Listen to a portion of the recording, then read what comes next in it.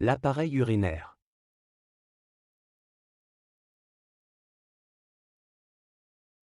L'appareil urinaire, qui fait partie du système excréteur, est l'appareil permettant l'évacuation des déchets du corps humain, produits du catabolisme cellulaire, sous une forme liquide, l'urine. Il assure ainsi l'épuration du sang et le maintien de l'homéostasie, état d'équilibre du corps, au sein de l'organisme. Il maintient aussi l'équilibre sanguin, soit le volume et la composition chimique du sang.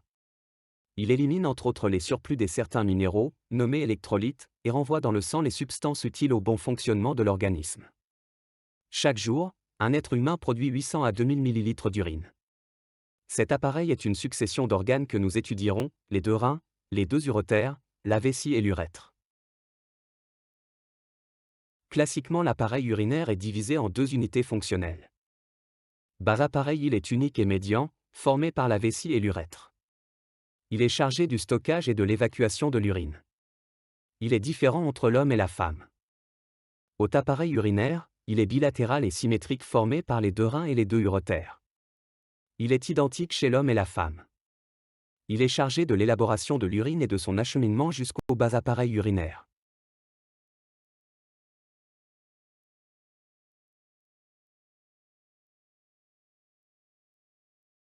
Les reins sont des organes aplatis, ovoïdes, dits en haricots. La face externe est convexe, la face interne est concave. C'est dans la face interne du rein que se trouve le hile, soit l'entrée de l'organe permettant le passage de l'ensemble des nerfs, vaisseaux lymphatiques, vaisseaux sanguins, etc. La surface des reins est lisse, de couleur rouge-brun. En moyenne, ils ont pour hauteur 12 cm, largeur 6 cm, épaisseur 3 cm, grosseur d'un point, et pèsent 110 g à 160 g. Ces mensurations sont très variables d'un individu à l'autre. Leur position anatomique est généralement entre T12 et L3, rein droit. Chez la plupart des gens, le rein gauche est plus haut que le rein droit. Le rein est entouré par une capsule fibreuse. Il est constitué par le parenchyme rénal, externe, et le sinus rénal, interne. Le parenchyme rénal est formé de deux zones, la zone corticale, cortex, et la zone médulaire, médula. Le sinus rénal comporte les calices. Le bassinet, l'urtère.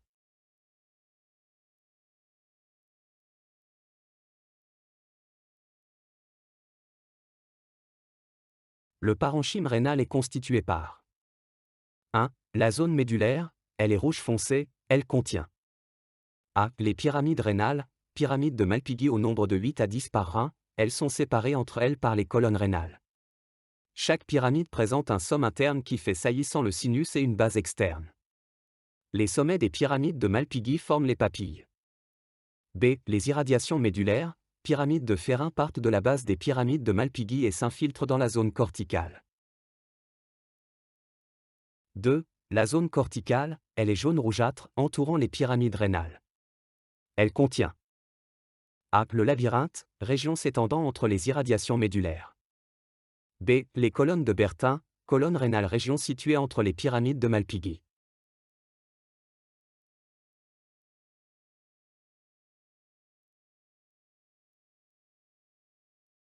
Le sinus rénal comporte 1. Les petits et les grands calices. Les petits calices, lieu où se jette l'urine provenant des papilles, les grands calices, union de 2 à 3 petits calices. 2. Le bassinet, il résulte de l'union des grands calices, il a un rôle contractile qui permet à l'urine de descendre. 3. Les uretères, elles font suite au bassinet et mesurent environ 25 cm, pour la partie abdominale, et font 3 à 5 mm de diamètre, elles amènent l'urine des bassinets vers la vessie grâce à des mouvements péristaltiques.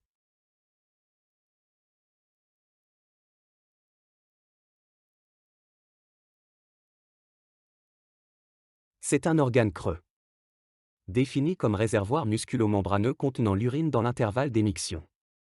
Sa situation dépend de la quantité d'urine. Lorsqu'elle est vide, elle est en position pelvienne, avec un diamètre antéroposte de 5 à 6 cm et 7 cm de diamètre transversal. Lorsqu'elle est pleine, elle est en position abdominopelvienne, avec un diamètre antéroposte de 6 à 10 cm et 8 à 10 cm de diamètre transversal. Sa capacité physiologique est de 250 à 500 ml, sa capacité maximum est de 2 à 3 litres.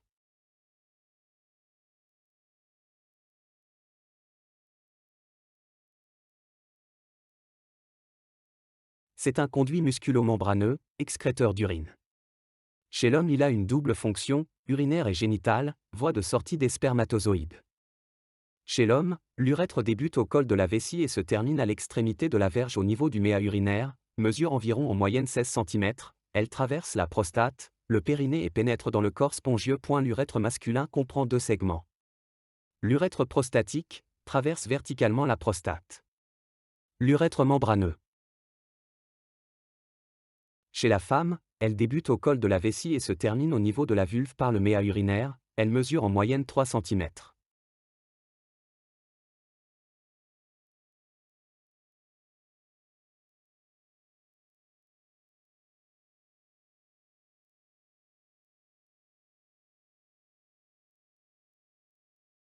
Le rôle essentiel et primordial du rein, c'est l'épuration sanguine. Le rein reçoit un quart, 1/4, ou bien un cinquième, 1/5, du débit cardiaque. Il reçoit ce pourcentage élevé, puisque sa fonction aussi c'est l'épuration du sang, c'est-à-dire il reçoit beaucoup de sang, pour que ce sang soit épuré. Ça veut dire le rein a besoin de sang pour 2 intérêts, pour lui puisque c'est un organe, donc il a besoin d'abord d'un apport énergétique, d'un apport d'oxygène, de glucose, il a besoin d'une vascularisation et d'un apport sanguin. Pour l'épuration du sang, qui est son rôle essentiel? Comment le rein va assurer cette épuration? D'abord il va extraire, retirer, de ce sang les substances ou les nutriments que l'organisme a besoin. Par exemple, glucose, lorsque le glucose passe par le rein va le récupérer à 100%, il n'y a pas de glucose dans les urines, sauf chez les sujets diabétiques, puisque ce sont des substances dont l'organisme a besoin. Les protéines, il n'y a pas de protéines dans les urines puisque ce sont des substances qu'on a besoin. C'est-à-dire, chez un sujet normal, le rein va récupérer les nutriments pour le corps, puisque ce sont des substances dont l'organisme a besoin. B. Et au contraire, il va sécréter ou excréter les substances, en surplus, ou les déchets. Les déchets en général sont soit 1. Exogènes. A. Les médicaments notamment. Les antibiotiques, surtout les bêta-lactamines, à savoir la pénicilline, l'amoxicilline. Les vitamines par voie orale, par ex la vitamine C. Honère ces produits. B. Les produits de contraste, ce sont des produits qu'on peut prendre mais dans des circonstances bien définies. Par exemple, une exploration radiologique, surtout le scanner TDL, généralement pour quelques organes, on demande de faire un scanner avec injection d'un produit de contraste, ces produits sont à élimination rénale. C'est pour ça quand on demande de faire un scanner, on demande toujours de faire un bilan rénal, c'est-à-dire il faut toujours explorer la fonction rénale, s'il marche bien, avant de donner ces produits. 2. Endogènes, comme l'acide urique, l'urée, les produits de la créatinine, les produits de la dégradation des protéines, les ions H+. Le H+ sont en excès, pourquoi? Puisque l'être humain a tendance TJRS à consommer les aliments qui sont en général protéiques. Donc on a TJRS tendance à avoir un excès d'ions H+. Et les ions H+ conditionnent le pH. Donc l'organisme en raison de l'alimentation a TJRS tendance vers l'acidose, l'acidité, puisque nous avons en permanence la production d'ions H+, et c'est le rein qui va éliminer l'excès d'H+ de l'organisme et va jouer un rôle dans le maintien du pH. C'est pour ça on trouve que le pH urinaire est plus bas, acide, par rapport au pH sanguin, plasmatique. Mais aussi le rein va jouer un rôle très important dans le maintien de cet équilibre par l'élimination de l'excès d'ions d'hydrogène. NB, il y a des substances à élimination rénale et il y a des substances à élimination hépatique, par exemple, le paracétamol est à élimination hépatique, c'est-à-dire s'il y a un surdosage de paracétamol, c'est le risque de la toxicité hépatique qui risque d'endommager le foie. Le rôle d'épuration est vital.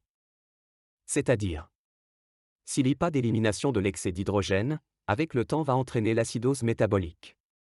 Et s'il y a acidose, diminution de pH, on va tomber dans des circonstances cliniques et on peut même arriver dans ce que appelle un coma d'acidose, et ce dernier finit par la mort.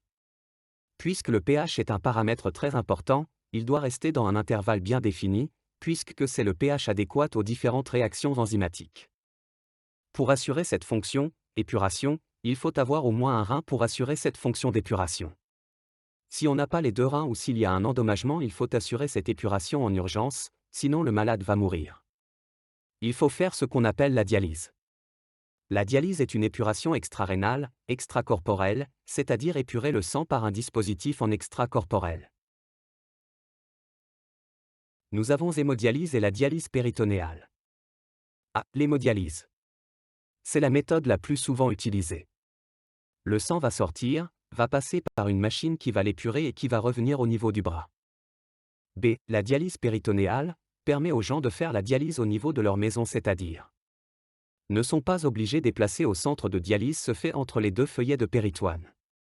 Entre ces deux feuillets il existe des échanges, on donne une solution, lorsqu'elle pénètre entre les deux feuillets on va avoir des échanges, on va avoir les déchets pour les sortir.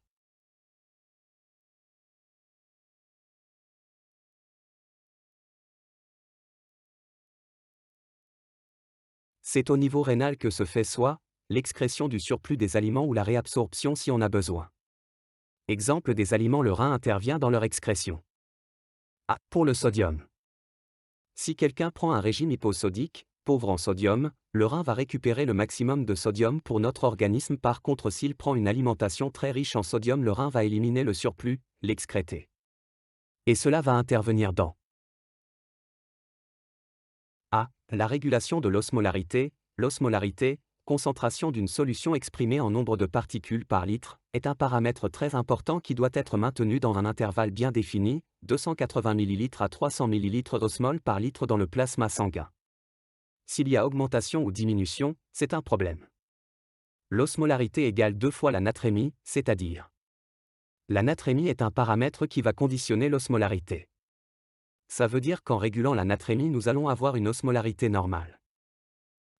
La régulation de la pression artérielle. La pression artérielle aussi est un paramètre très important, et qui doit être maintenu dans un intervalle bien défini.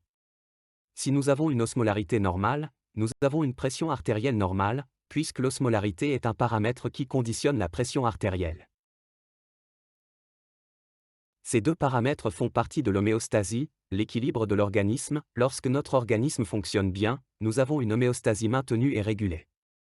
L'homéostasie est un ensemble de facteurs ou paramètres qui assurent le bon fonctionnement de l'organisme, le pH sanguin, l'osmolarité, la pression artérielle, et même la température. Le rein va intervenir dans les maintiens de tous ces paramètres dans un intervalle bien défini, c'est-à-dire dans le maintien d'homéostasie de l'organisme. Pour le potassium.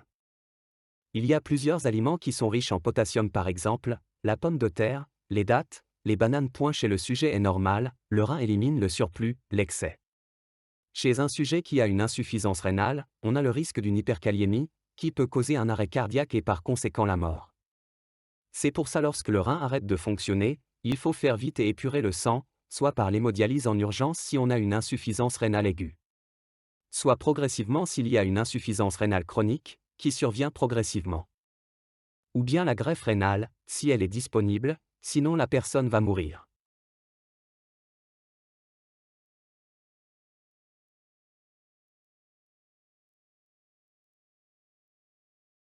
Production de l'érythropoïétine.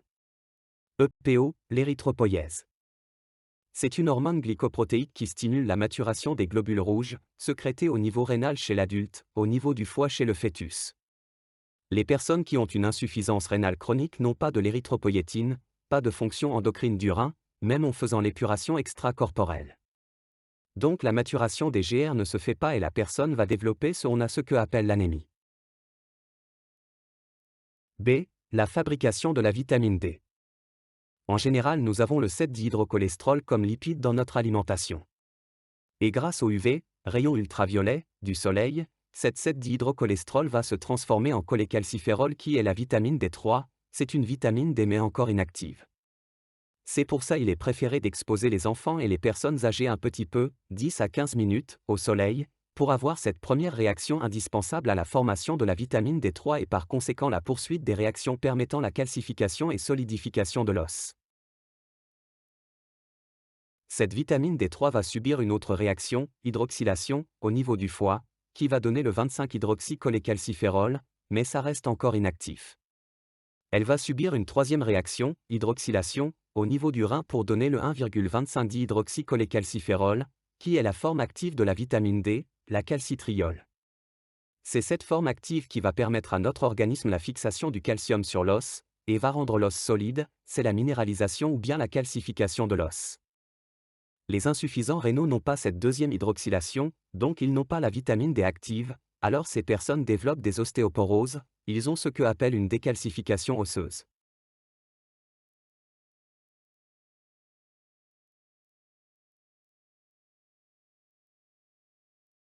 Le rein est un organe richement vascularisé, 1/5 du débit cardiaque, soit 1200 ml par minute. La circulation rénale possède une complexité anatomique de la distribution de sang dans le rein.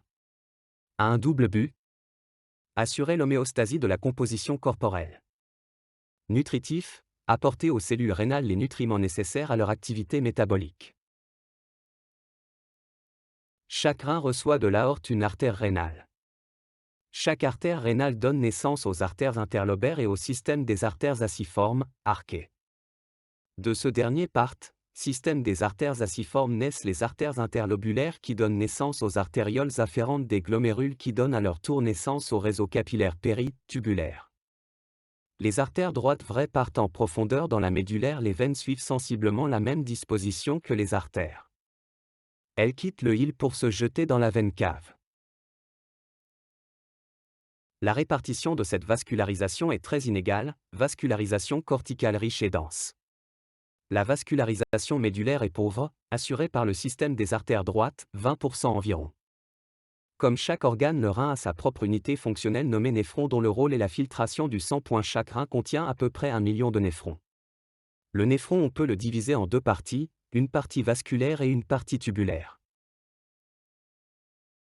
Artère rénale va subir une série de divisions. Lorsqu'on arrive au néphron, on arrive avec une artériole, petite artère. Comme c'est une artériole qui va ramener du sang, elle sera nommée artériole afférente. Cette dernière va conduire le sang dans la zone de filtration microscopique appelée corpuscule de Malpighi. Le glomérule est un amas de capillaires sanguins poreux par lequel est filtré le liquide, à l'image d'une passoire.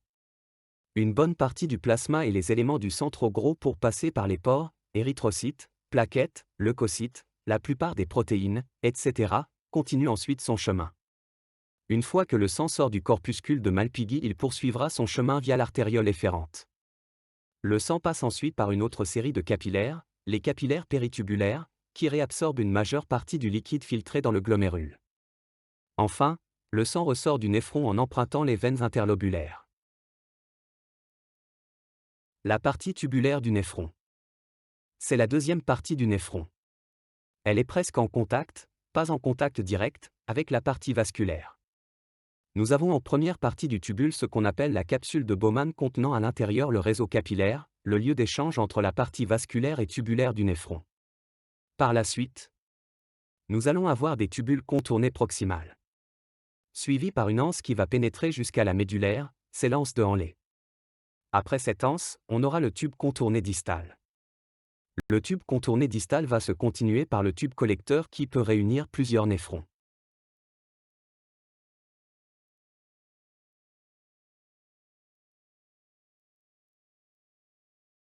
Le fonctionnement du néphron se divise en trois phases. La filtration glomérulaire. La réabsorption tubulaire. La sécrétion tubulaire.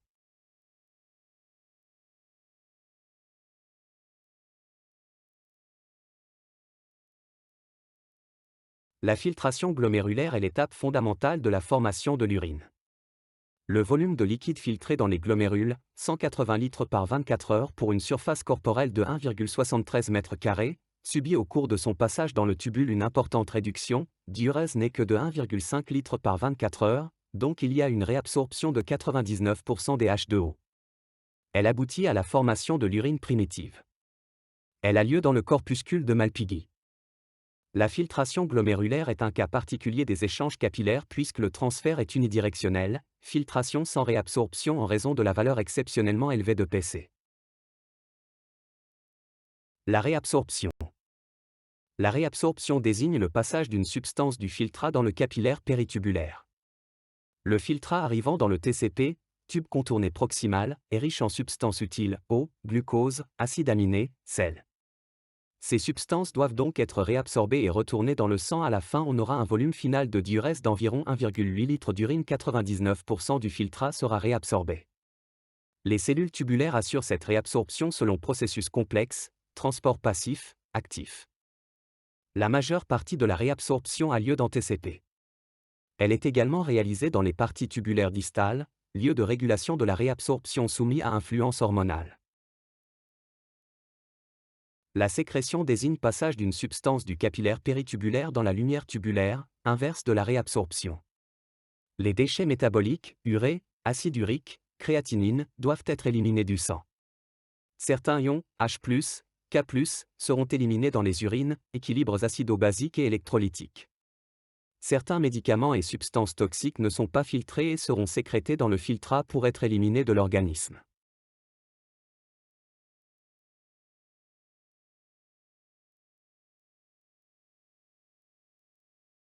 La réabsorption d'eau et des sels par tubules rénaux est soumise à une régulation hormonale.